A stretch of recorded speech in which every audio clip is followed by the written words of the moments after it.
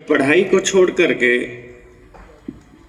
बच्चे छोटे मोटे कहीं दुकानों में या कहीं काम करने लगे और उनको देख करके जब आदरणीय श्रीमती कमल कौर जी ने ये निर्णय लिया कि एक छात्रावास की स्थापना की जाए, इन भटके हुए बच्चों को रहने की थोड़ी जगह दी जाए ताकि ये अपनी पढ़ाई करके अपने जीवन में आगे बढ़ सकें। और इस पावन कार्य को किए हुए आज लगभग 21-22 साल हो गए। जब हम वार्षिक उत्सव की पूरे साल की रिपोर्ट को जब देख रहे थे तो वहाँ से मैंने अंदाज़ा लगाया कि ये यात्रा किस दौर से यहाँ तक पहुँची है। बहुत मुश्किल होता है ऐसे लोगों को एक मंच पर लेकर के आना जो एक सोच के हैं और समाज में कुछ नेक कार्य करना चाहते हैं, क्योंकि नेक कार्य करने वाले लोगों की अपनी एक अकड़ होती है। उनको समाज से वापस कुछ चाहिए नहीं होता है, तो वो अपनी धुन में लगे रहते हैं। इस पावन कार्य के लिए आप सभी ट्रस्टीज को मेरी तरफ से सादर नमन। मंच पर आसीन जितने भी सम्माननीय सदस्य बैठे हैं, यहाँ सामने मेरे बैठे हैं प्यारे सदस्य, प्यारे साथियों, सहपाठियों और बच्चों, मैं थोड़ा अलग तरीके से बात करूंगा आज आपसे, क्योंकि आपसे इस तरह से किसी ने बात नहीं की होगी जैसे मैं करूंगा। मेरा बेटा अभी 11वीं के पेपर दे रहा है, यानी कहने का मतलब है अगर वो यहाँ छात्रावास में होता तो आपके बीच बैठा होता। यहाँ 11वीं और 12वीं के छात्र बैठे हैं और हर कोई आपको एक बात कहेगा कि बेटा जीवन में बहुत मेहनत करनी है। मैंने अपने जीवन काल में एक चीज पाई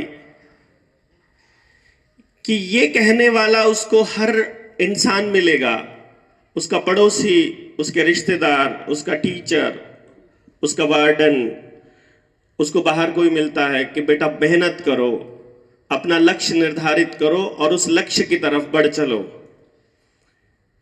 तुम्हें सफलता पक्का मिलेगी। लेकिन ऐसे बहुत कम लोग मिलते हैं जो उसको यह बताते हैं कि बेटा तुम्हें मेहनत कहां करनी है, किस जगह पर करनी है, कैसे करनी है।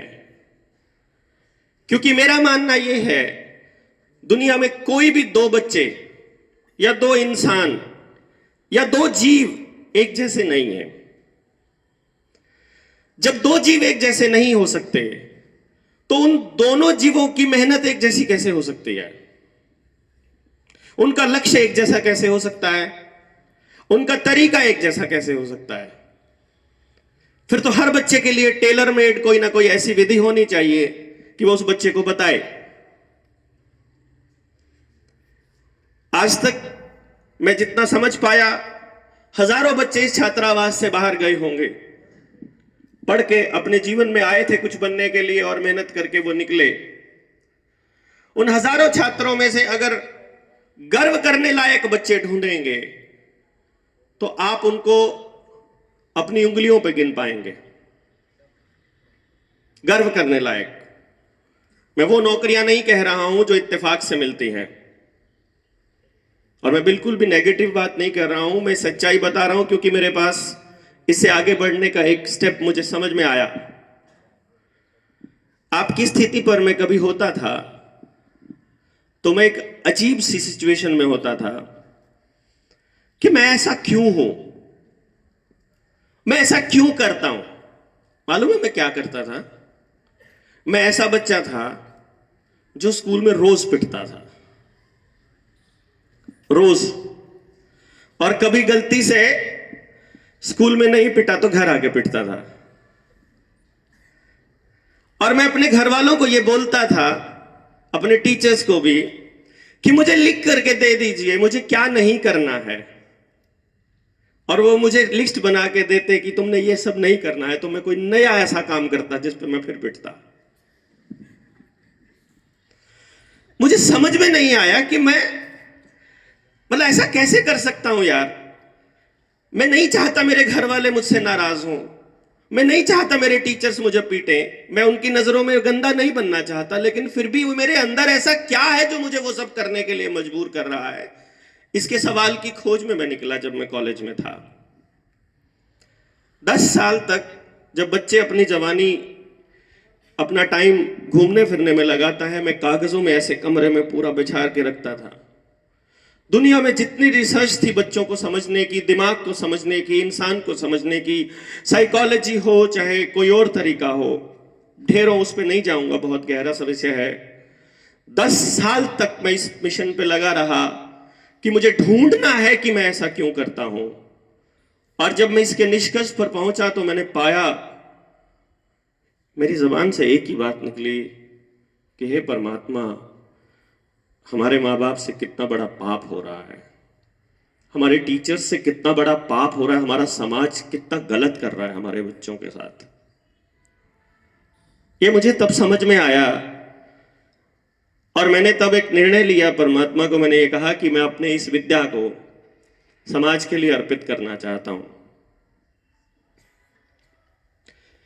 आपको खेलना पसंद है या फिर आप आधी छुट्टी में भी अपने बस्ते पर ही बैठा रहना पसंद करते हो, आपको बहुत बोलना पसंद है या फिर आपसे कोई बोलना चाहे आपका बात करने का मन ही नहीं करता, आपको मेले में जाना पसंद है या आपको भीड़ भाड़ वाली जगह से नफरत है, आपको संगीत के बिना आपको नींद नहीं आती है या आपको कोई फर्क नहीं पड़ता है, आपका आत्मविश्वास कितना कमजोर है या कितना ऊंचे लेवल का है, आप कितने बढ़िया प्लेयर हैं, आप कितने बढ़िया साइंटिस्ट हैं, आपका किस काम में मन लगेगा, ये सब निर्धारित होता है आपके जन्म से पहले।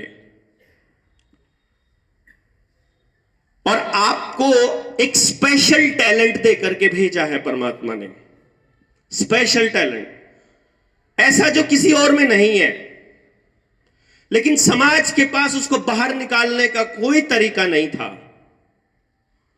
और मैं इंडिया का पहला आदमी था जिसने इस चीज के ऊपर काम किया कि अब हम किसी भी इंसान को यह बता सकते हैं कि तुमको परमात्मा ने कैसा दिमाग दिया है और तुम क्या करने के लिए बने हो। तो आपका अल्टीमेट हैप्पीनेस जिसे कहते हैं, आपकी असली खुशी कहां होगी, यह बात आपको अगर पता चल जाए तो आपको अपने जीवन का मकसद मिल जाएगा। लेकिन यह बताने वाला आपके पास है कौन? आपके पेरेंट्स को तो नहीं सिखाया जाता, आपके टीचर्स को तो नहीं सिखाया जाता, नहीं ना? कोई आपको बताता तो नहीं है ना?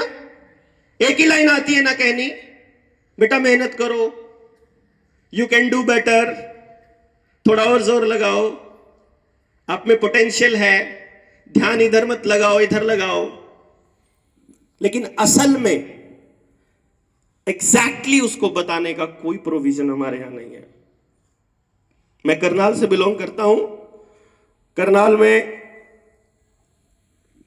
एनडीआरआई है, national dairy research institute, Asia का सबसे बड़ा पशुपालन का एक इंस्टीट्यूट है, संस्थान है।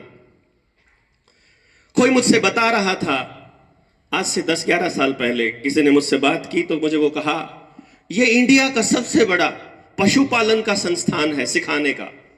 मैंने कहा क्या क्या सिखाते हैं यहां?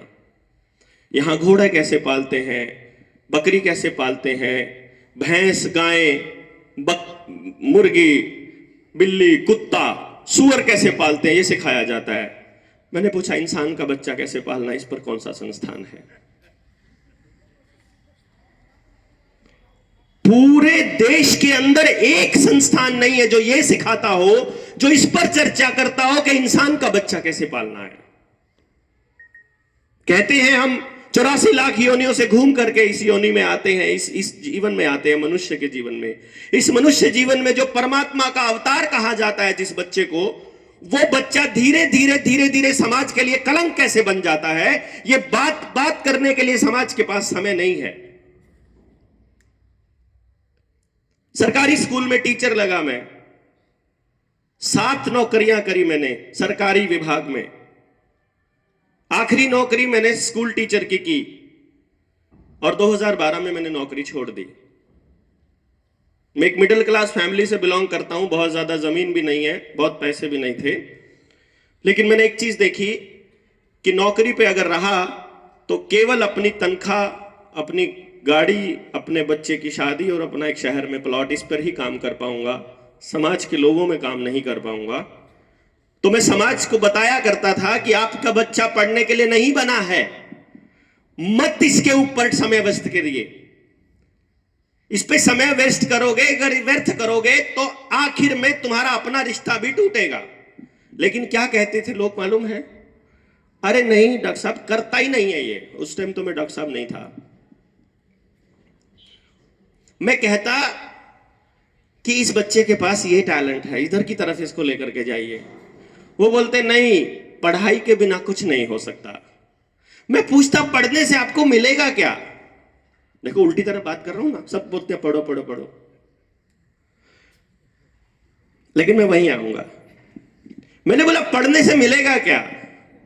वो बोलते पढ़ लिख के काबिल बनेंगे। कैसे?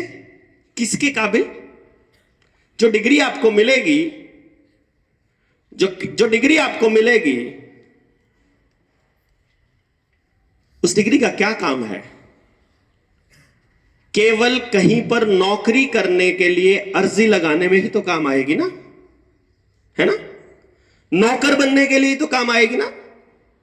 नौकर सरकार का हो या प्राइवेट संस्था का हो, नौकरी ही कर सकते हैं डिग्री के दम पर। समाज में रहने के लिए, जीवन जीने के लिए डिग्रियों की जरूरत नहीं होती है। वहां समझ की, कौशल की, भाईचारे की, एक दूसरे को समझने की, सह अस्तित्व को समझने की और अपने आप को पहचान करके अपने को इस काबिल बनाने की जरूरत होती है कि मैं समाज के कैसे काम आ सकता हूं। उसके लिए तो कोई डिग्री नहीं चाहिए ना। तो जब मैं इस मिशन पर निकला, बड़ा मुश्किल था, क्योंकि मैं जिससे भी बात करता हर कोई मेरे खिलाफ बोलता था। मैं सबके खिलाफ बोलता था, ऐसे कह सकते हैं। आज से अगर मैं कहूं 13 साल पहले, 2009 में मैंने अपनी रिसर्च पूरी कर ली थी और उसके बाद मैंने इस पे काम करना शुरू किया। आप हैरान होंगे, हजारों लोगों की जिंदगियां मैंने बचाई, लेकिन मुझे ऐसा लगता रहा हर पल कि बहुत नाकाफी है, बहुत नाकाफी है। कारण क्या है मालूम है? नाकाफी क्यों है? एक क्लास में 40 बच्चे, सबके ऊपर प्रेशर है कि तुम्हें फर्स्ट आना है ना? सब पे, सब पे। और कितने बच्चे फर्स्ट आ सकते हैं? एक आ सकता है, केवल एक। जितना मर्जी जोर लगा लो, 20 घंटे पढ़ो, 40 घंटे पढ़ो, 50 घंटे पढ़ो, एक से ज्यादा बच्चा फर्स्ट नहीं आ सकता। नंबर 100 आ सकते हैं बराबर, लेकिन रैंकिंग देनी होगी तो एक को ही देनी होगी, एक रैंक, है ना? जब एडमिशन की बात चलती है, अगर सीबीएसई और स्टेट बोर्ड मान लिया जाए, कोई भी स्टेट बोर्ड है, राजस्थान है तो राजस्थान का स्टेट बोर्ड मान लो, हरियाणा है तो हरियाणा का स्टेट बोर्ड मान लो, टोटल 25 लाख बच्चा 12वीं करता है। कितना बच्चा? 25 लाख बच्चा 12वीं करता है। और बीए, बीकॉम, बीएससी, बीटेक और एमबीबीएस, यानी कि डॉक्टरी से लेकर के और आर्ट्स सब्जेक्ट तक, total seat in India colleges में टोटल 4 लाख सीट हैं। तो 25 लाख बच्चे जितना मर्जी जोर लगा ले, 4 लाख से ज्यादा बच्चों का सिलेक्शन हो सकता है क्या? सीट ही नहीं है, पॉसिबल ही नहीं है। तो 21 लाख बच्चों को हर साल यह महसूस करना पड़ता है कि हम निकम्मे हैं, जबकि समाज के पास सीट नहीं है। फिर नौकरियों के सिलेक्शन पर आ जाइए। यूपीएससी की बात करते हैं, डीसी कलेक्टर बनने की बात करते हैं। डीसी बनने के लिए 600 या 800 सीट होती हैं, ज्यादा से ज्यादा 1000, और फॉर्म भरते हैं 15 लाख बच्चा। हम 10 लाख बच्चा मान लेते हैं। 1000 बटे 10 लाख गुना 100 करेंगे प्रतिशत निकालने के लिए, तो 0.01% बनता है। कितना बनता है? यानी कि क्या 1000 अगर सीट है तो 1000 से ज्यादा बच्चों का सिलेक्शन हो सकता है? नहीं हो सकता ना। इसका मतलब सक्सेस रेट क्या होगा हमारा? ज्यादा से ज्यादा 0.1%। 0.1 भी निकाल दो और 10 से गुना कर लो, 10 गुना कर लेते हैं। किसी भी नौकरी में जितने बच्चों ने फॉर्म भरा और जितनी पोस्ट है, उसका अगर प्रतिशत निकालोगे तो मिलेगा 1% से भी कम। इसका मतलब क्या हुआ? हर भर्ती हमारे समाज के बच्चों को यह बताने के लिए आती है, कितने बच्चों को? 99.9% बच्चों को यह बताने के लिए आती है कि तुम काबिल नहीं हो। केवल 0.1% बच्चा पास होगा, बाकी 99.9% बच्चा पास नहीं होगा। और आपको जब नर्सरी में, एलकेजी, यूकेजी में जब आपके दादा, आपके पापा, आपकी मां पड़ोसियों से, अपने रिश्तेदारों से बात करती है ना, जब बच्चा 3 साल का होता है तो क्या बात करती है मालूम है? अरे इतना तेज दिमाग है, हमारे से तो मोबाइल छूना भी नहीं आता, इसको तो सारा चलाना आता है, टीवी के बटन ऐसे ऐसे करके कर देता है, हमको कुछ नहीं आता, इसको आता है, इसको सारा आता है, ऐसी बड़ी बड़ी बातें करता है। मतलब जब वो छोटा होता है तो हम गीत गाते हैं कि इसका दिमाग कितना तेज है, और जैसे जैसे बड़ा होता जाता है हम बात करते हैं कि ये कितना निकम्मा है। नहीं? अब देखिए कारण, बच्चों को केंद्र में लेकर बात नहीं होती। मैं इतना खुलकर इसलिए बोल पाया क्योंकि मुझे ऐसा लगा यहां ऐसे ज्ञानी और ऐसे अच्छे लोग बैठे हैं जो बच्चों के लिए कुछ अच्छा करना चाहते हैं। उनको जहां से समझ में आया उन्होंने करना शुरू कर दिया। समाज का कोई भी एक व्यक्ति आकर के कोई एक नया आइडिया अगर देता है तो हो सकता है कि हमारे क्लिक कर जाए और हम उस पर काम करना शुरू कर दें। समस्या क्या है? हमने अपने बच्चे अपने मान लिए, हमने अपने बच्चे अपने मान लिए। हमारे नहीं होते हैं बच्चे, मैं आपको बताऊं। और मैं ये जब 20 साल पहले लोगों को समझाता था तो लोग पता है क्या बोलते थे कि देवेंद्र, जब तेरे घर में औलाद होगी तो तब देखेंगे। मैंने अब मेरी औलाद की वेट में, चलो कोई बात नहीं, जितना समझाया उतना समझाया। 2006 में मेरे घर में मेरा बेटा पैदा हुआ, प्री मैच्योर डिलीवरी हुई। डॉक्टर्स ने कहा कि ये ठीक से लंग्स इसके डेवलप नहीं है, तो हो सकता है कि ये ज़्यादा सीखने में, समझने में थोड़ा सा इतना तेज ना निकले, हो सकता है कि ये पढ़ाई में भी कमज़ोर रहे और इसका स्वास्थ्य भी ठीक ना रहे। तो मैंने कहा कि कोई बात नहीं, मेरे पास इसका एक्सपर्टाइज है। मैं उससे पहले केवल उन्हीं बच्चों को पढ़ाता था जिन बच्चों को समाज और उसके टीचर बोल देते कि ये कुछ नहीं कर सकता। मेरी स्पेशलिटी उन्हीं बच्चों को पढ़ाने की थी, क्योंकि टॉपर बच्चों को तो दुनिया लेती होती थी, उनको नहीं लेती थी जो सबसे नीचे का लेवल पे है, और उसको मैं तैयार करके सबसे ऊपर पहुंचाया करता था। तो हमारे घर हुआ, थोड़ा सा स्लो लर्नर शुरू में था वो बेटा मेरा। 5 साल की उम्र में मेरे बेटे ने पहला नेशनल रिकॉर्ड बनाया, इंडिया का यंगेस्ट गोल्ड मेडलिस्ट बना इन मैथमेटिकल कैलकुलेशंस। जिस टाइम पर उसकी क्लास के बच्चों को 100 तक गिनती नहीं आती थी, मेरे बेटे को 100 तक पहाड़े आते थे। Human anatomy, universe, Mahabharata, Ramayana, periodic table, science के बच्चों को मालूम है क्या होती है, 5 साल की उम्र में याद थी उसको। और उसको खिताब मिला इंडिया का वंडर किड, भारत का अद्भुत बच्चा। सर्च करोगे गूगल पे, इंडिया का वंडर किड लिख देना बस, तो आपको मिल जाएगी उसकी वीडियोस। आज से 12 साल पहले की, आज 17 साल का है वो, 16 का। इंडिया का वंडर किड। मैंने दुनिया को कहा कि देखो, जिसको तुम कहते थे कि ये सीख नहीं पाएगा, इसने 5 साल की उम्र में इतनी अचीवमेंट कर दी। तो मालूम है क्या बोली दुनिया? इसका पापा भी इंटेलिजेंट था, ये भी इंटेलिजेंट, इसमें नया क्या है? ये बच्चा ही खास है, हमारे वाले निकम्मे हैं। अब कैसे समझाऊं भाई? कोई बात नहीं, फिर उन लोगों को ढूंढा जिनके मां बाप थोड़ा बहुत सीख सकते थे, सीखे हुए थे और समझे हुए थे। कुछ को हमने बताया, कुछ ने अपने आप काम किया कि बच्चे के पास जो टैलेंट है, उस बच्चे को उसी दिशा में अगर काम लगा दिया जाए तो वो बच्चा ऐसे बुलंदियों पर आता है। ये मेरा मानना होता था, अभी भी है।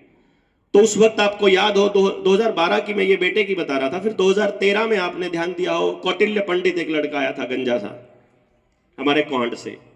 फिर अमर्त्य सेन आई थी आपके जयपुर से। फिर कनक शर्मा आई थी मध्य प्रदेश इंदौर से। फिर हनी हसी आई थी यूपी से। फिर ऐसे करके बहुत से बच्चे फिर हमने समाज के सामने खड़े किए कि देखो ये भी जीनियस है। तो टीवी वालों ने भी, अखबार वालों ने भी यही साबित कर दिया कि बच्चे ही जीनियस है। फिर हम लोग पीछे रह गए बताने में समाज को। फिर हमने 2015 में एक नेशनल, मतलब एक ट्राई सिटी के लिए एक चैलेंज प्रोग्राम दिया। हमने ट्राई सिटी मतलब चंडीगढ़, पंचकुला और मोहाली, मैं चंडीगढ़ में रहता हूं, तो चंडीगढ़, पंचकुला और मोहाली के हर स्कूल में जाकर हमने स्कूल को बोला कि आप हमको अपने स्कूल का सबसे निकम्मा बच्चा दे दो, जिसको तुम सबसे निकम्मा बोलते हो। एक बच्चा लेंगे हम एक स्कूल से। हमने 20 स्कूलों से 20 बच्चे लिए। हमारे पास 18 बच्चों ने हमारा सेशन पूरा किया। हमारे सेशन की खासियत मालूम है क्या होती थी? हम माँ बाप को बोलते थे कि जो बच्चा हमारे पास पढ़ने आता है उसको पढ़ने के लिए नहीं बोलना, उसको पढ़ाना नहीं है, उसकी हेल्प नहीं करनी है। वो पढ़े तो पढ़े, ना पढ़े तो ना पढ़े, हमारी जिम्मेदारी। और मैं जब पढ़ाता था तो मेरी पढ़ाने की खासियत क्या थी? ना मैं कभी रिवीजन कराता, ना मैं कभी टेस्ट लेता, ना मैंने कभी आज तक 23 साल की टीचिंग में कभी किताब उठाई। मैं कभी किताब से नहीं पढ़ाता। और आपको जानकर हैरानी होगी, आप गूगल करेंगे doctor Dev's challenge program from lowest scorer to the highest achiever, अगर आप फाइंड आउट करोगे तो 2016 में हमने समाज के सामने वो बच्चे रखे दोबारा से। पहले 2015 में रखे थे कि ये बच्चे ले रहे हैं हम, एक स्कूल का एक बच्चा, और फिर 2016 में फिर हमने रखा। 18 बच्चों ने हमारे पास सेशन कंप्लीट किया। 18 के 18, एक भी कम नहीं, 18 के 18 बच्चों ने सबसे मुश्किल सब्जेक्ट फिजिक्स, केमिस्ट्री और मैथ में स्कोर किया था 100 में से 100।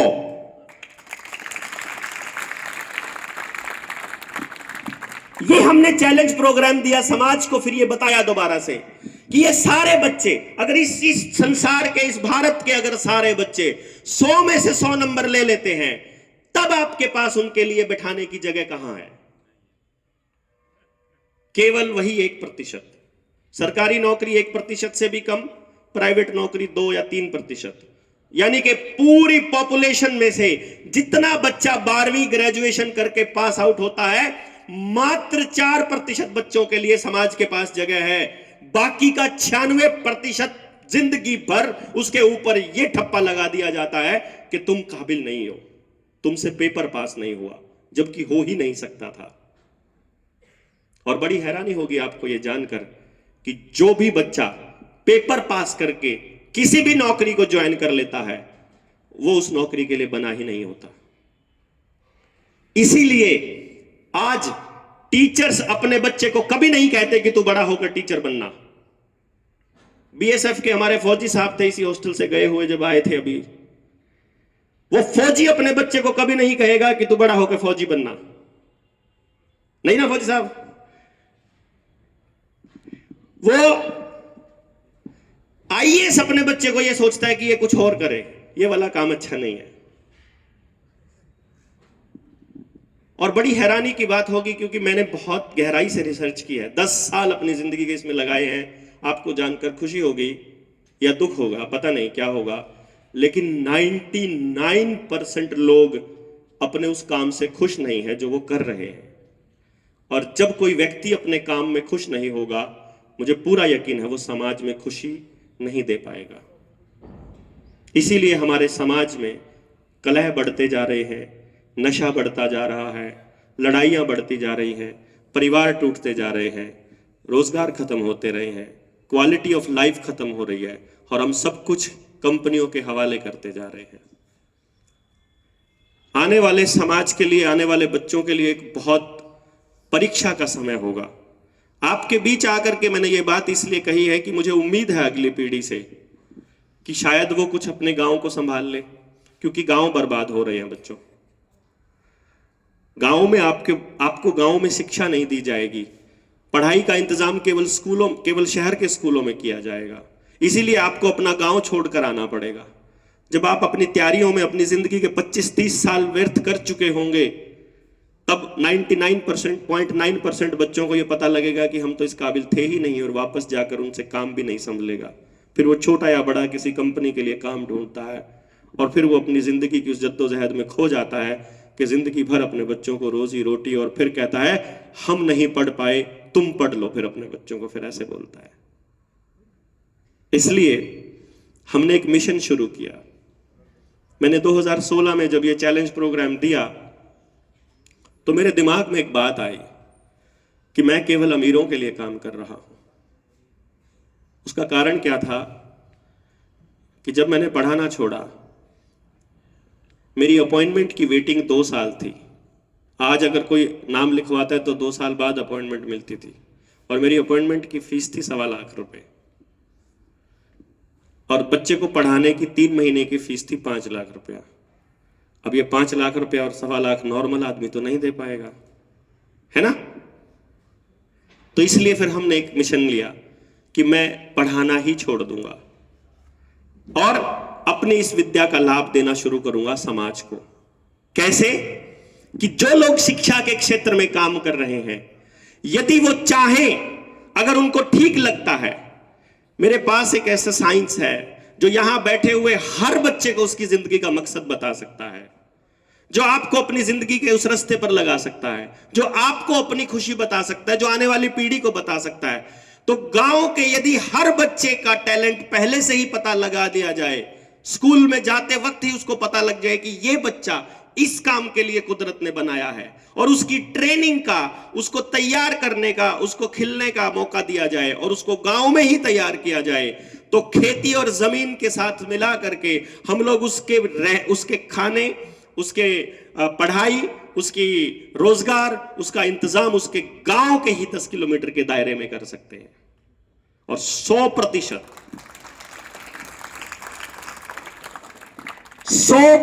रोजगार वाली शिक्षा का एक तरीका बनाया जा सकता है। एक भी बच्चा बेरोजगार नहीं बचेगा, और वो काम कर रहा होगा जिसके लिए वो बना है। ऐसा सपना हमने देखना शुरू किया, लोगों से बात करनी शुरू की, लोग बदल रहे हैं। हरियाणा में हम लोग आने वाले वक्त, हम 2019 में एक ऐसे पोजीशन पर थे कि हमने गांव के सरकारी स्कूल में पढ़ने वाले हर बच्चे का टैलेंट रिकॉग्नाइज कर लिया था। 3 मार्च 2020 की बात बता रहा हूं मैं। 2019 में काम किया, 6 महीने में हमने पूरे गांव का मैप तैयार कर लिया कि गांव की ये पॉपुलेशन है, इतने बच्चों को ऐसा टीचर चाहिए, इतने बच्चों को ऐसा टीचर चाहिए, इतने बच्चों को ये फैसिलिटी चाहिए।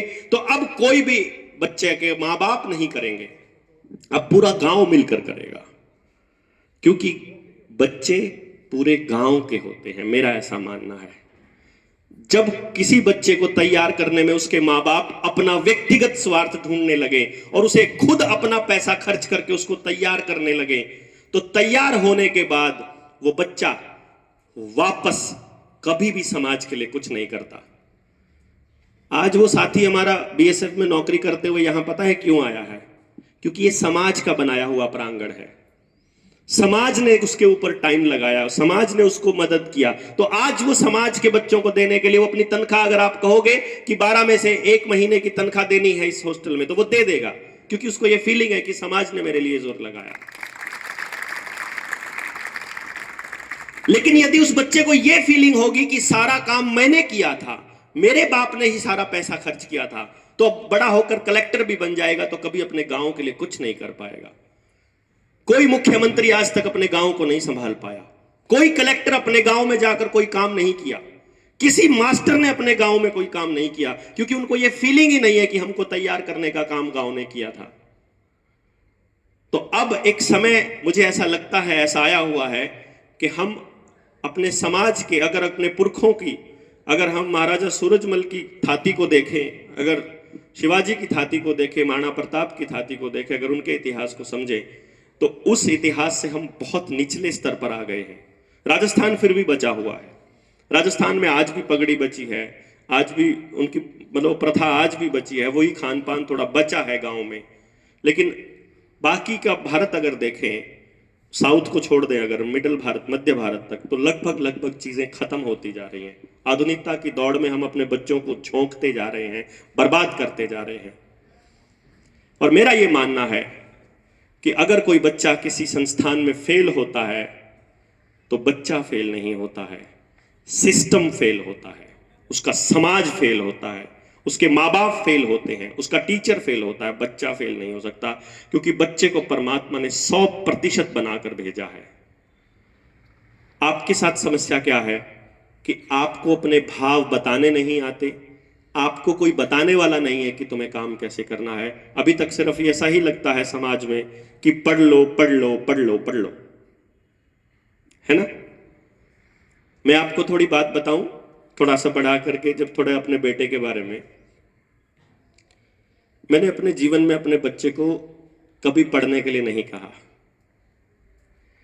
कभी भी मैंने उसे सोते हुए को उठाया नहीं, कभी भी उसकी मैंने होमवर्क चेक नहीं किया, कभी मैंने उसकी डायरी चेक नहीं की।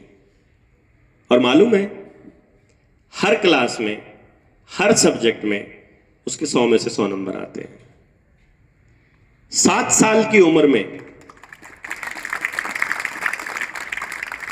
7 साल की उम्र में उसने 10वीं क्लास तक का मैथ, फिजिक्स, केमिस्ट्री सारा सिलेबस खत्म करके रख दिया था, जब वो दूसरी में पढ़ता था।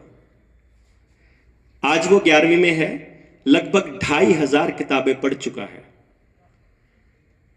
स्केटिंग का स्टेट चैंपियन है, चेस का स्टेट चैंपियन है, लॉन टेनिस का नेशनल चैंपियन है, नेशनल चैंपियन। सुबह 4 बजे उठता है, 4 घंटे सुबह एक्सरसाइज करता, खेलता है, 4 घंटे शाम को, दिन में अपना काम करता है, और 2 किताबें लिख भी रहा है इस वक्त। ये किस तरह से हुआ, उसका क्या तरीका है, कैसे हम बच्चे को मोटिवेट कर सकते हैं बिना जोर लगाए। क्योंकि एक चीज ध्यान रखिएगा, जिस दिन आप लोगों को अपने जीवन की वो कॉलिंग मिल गई, जिसको मैं मकसद कहता हूं कि हाँ ये काम ऐसा है जिसको करते हुए मुझे दिन रात भूख प्यास इज्जत बेइज्जती का कोई ख्याल नहीं रहा था, और मुझे बहुत मजा आता है ये वाला काम करने में, मैं रिक्वेस्ट करूंगा आप सबसे वही काम करना, चाहे वो काम कोई भी हो। तुमको खाना बनाना अच्छा लगता है तो खाना बनाकर परोसना, उससे उसका भी तो धंधा हो सकता है ना। कितने मैंने ऐसे लोग देखे जो केवल समोसे की रेहड़ी से करोड़पति बने, जो केवल कड़ी चावल से, क्योंकि उनको, इसलिए नहीं कि उनकी कड़ी चावल टेस्टी थी, इसलिए क्योंकि उनको वो काम करना अच्छा लगता था। वो सुबह से लेकर शाम तक उनको टेंशन नहीं थी। टीचर जो होता है उसकी अलग क्वालिटी है, वकील की अलग है, लेकिन ये दौर पिछले 3 साल का रहा। आपने एक चीज नोटिस करी, इस 3 साल में कॉमन सेंस की ऐसी तैसी कर दी। कारण क्या था? क्योंकि समाज में आपको समझाने के लिए कोई था ही नहीं। साइंस में पढ़ा रहे थे टीचर्स, प्राणवायु, ऑक्सीजन जिंदा रहने के लिए बहुत जरूरी है। हमारा शरीर, फेफड़े हवा को लेता है, उसमें से ऑक्सीजन को निकाल करके हमारे शरीर में पहुंचाता है, और हमारे बच्चों के मुंह ढक दिए गए। हद है? टेलीविजन कह रहा है कि बीमारी है, बंदा कह रहा है मैं तो ठीक ठाक हूं, सिस्टम कह रहा है कि नहीं तुम ठीक नहीं हो, तुम बीमार हो। अरे कैसे बीमार हो? मेरे को कुछ भी नहीं, खांसी जुकाम कुछ भी नहीं है, मेरे को क्यों बीमार हो? कहते ना टेस्ट करा के देख, पक्का बीमार मिलेगा तू। वो कहते मेरे को कुछ नहीं हुआ। बोला ना, अरे मेरे को नहीं कोई तकलीफ, मुझे नहीं कराना टेस्ट। नहीं नहीं, अगर तू टेस्ट नहीं कराएगा तो तू फैला सकता है? इसका इलाज करा, इसका इंजेक्शन लगवाओ। बोला नहीं लगवाना भाई, मुझे नहीं अच्छा लगता। राजस्थान का आदमी सबसे गजब का आदमी। राजस्थान की खासियत क्या है? पूरे भारत में गर्मी से सर्दी आने में 6 महीने 4 महीने लगते हैं, राजस्थान में दिन में पूरी गर्मी पड़ रही है, रात को पूरी सर्दी पड़ रही है, ऐसा भी माहौल है। यानी कि पूरा मौसम दिन दिन में ही हो लेता है। 6 महीने का मौसम का बदलाव आपका एक ही दिन में हो जाता है। तो यहां का आदमी बीमार पड़ने का मतलब ही नहीं है। ये मैं राजस्थानियों के मोटे पेट देख के देखा, ये अपनी संस्कृति भूल गए होंगे, वरना इनके तो नाच में इतनी लचक है कि एक मोटा हो ही नहीं सकता है।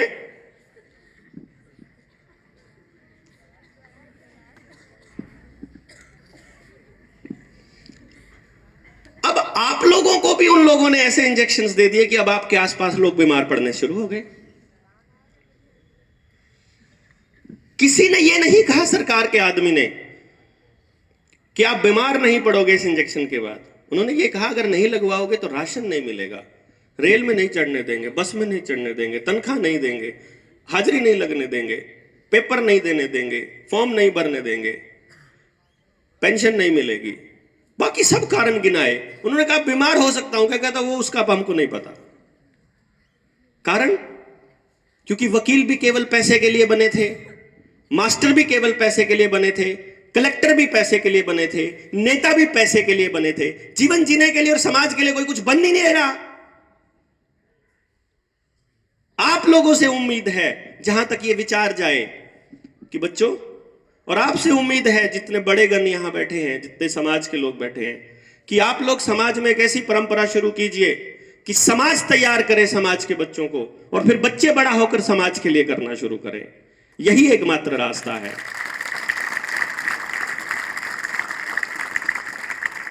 और इस समाज को बचाने का कोई रास्ता नहीं है। राजनीति नहीं बचाएगी, कोई नेता नहीं बचाएगा।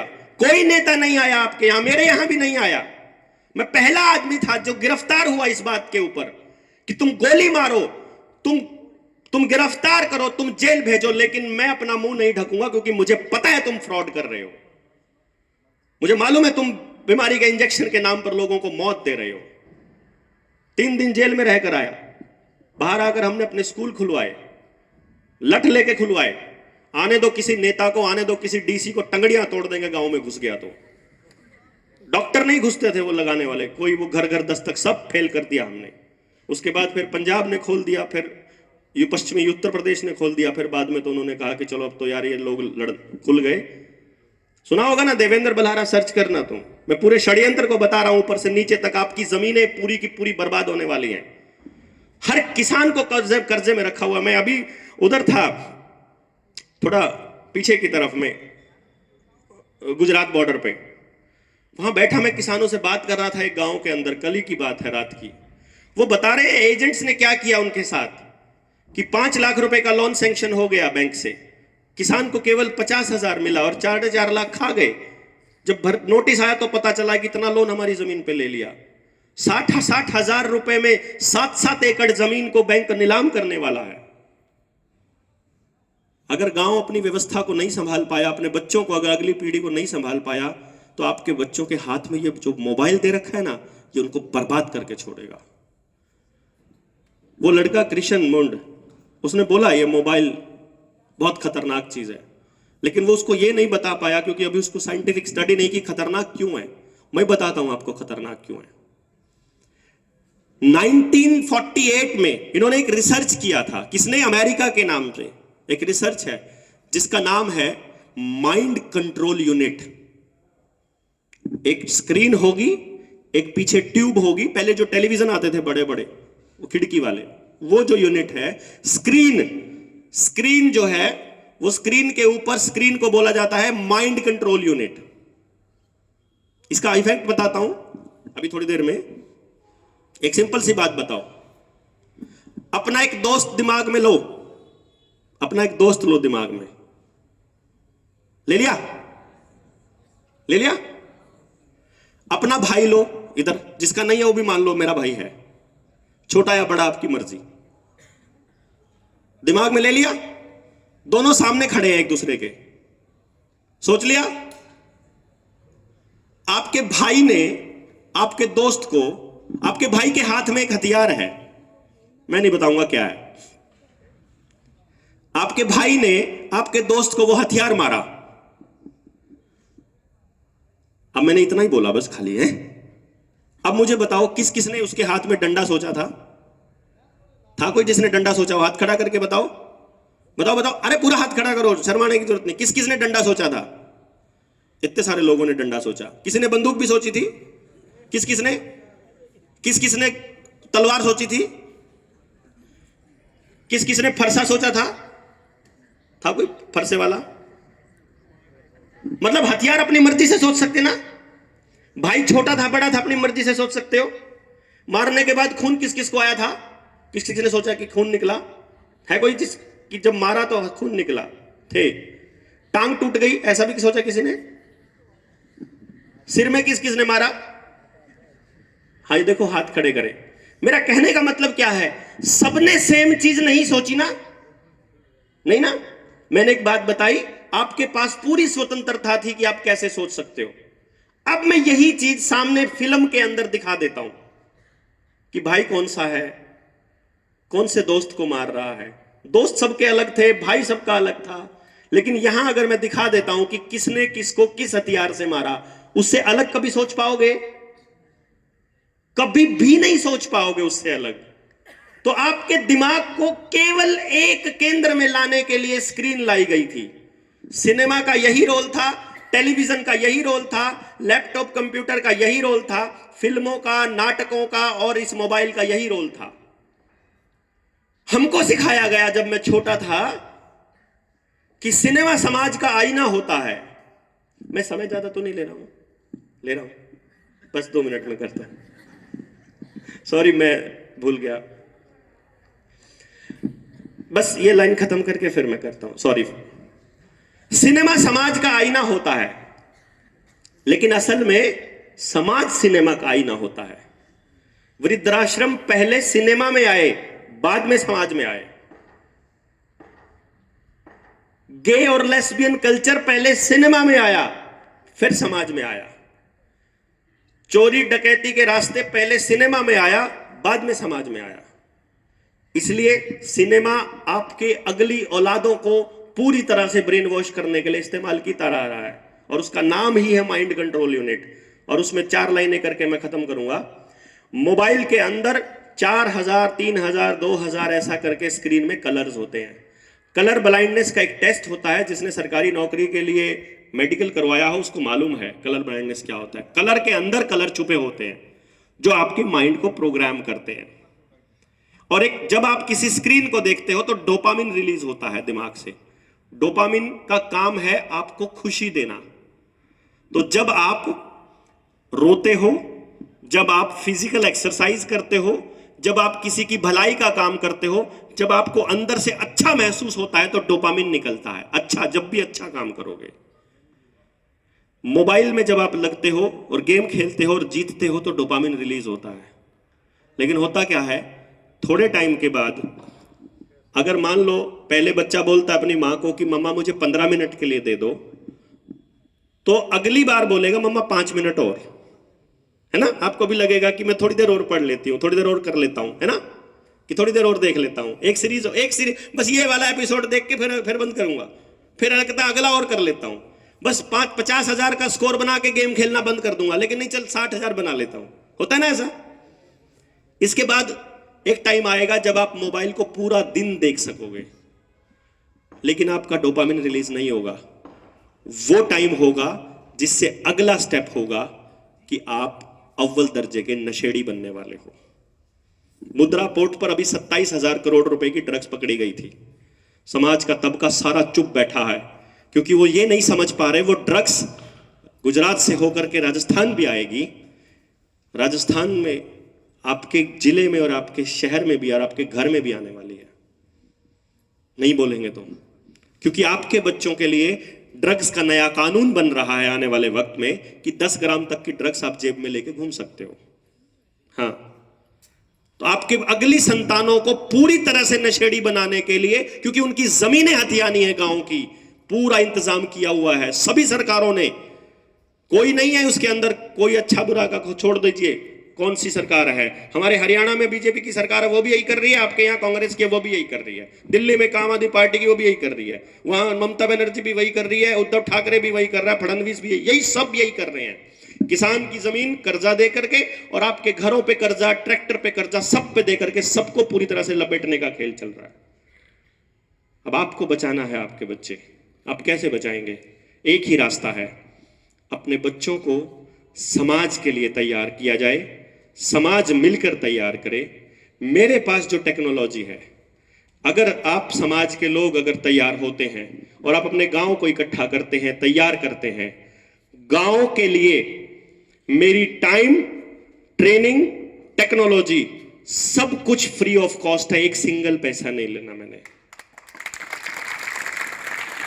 बस आप आगे बढ़िए और इन बच्चों के भविष्य को बचाने के लिए जितना हम सबसे बन पड़े मिलके बचाएं, और हर बच्चे के लिए रास्ता तैयार करें। हर बच्चे के लिए यहां से निकलने वाला, मैं ऐसा समझता हूं कि वीर तेजा जी के नाम पर जो ये हॉस्टल बना है, मेरे मन में ये आया है कि इस हॉस्टल से निकलने 100% बच्चा, सारे के सारे बच्चे, सारे एक भी कम नहीं, समाज के लिए एक मिसाल बने, इस कामना में मैं अपनी बात यहीं खत्म करता हूं। जय हिंद, जय भारत।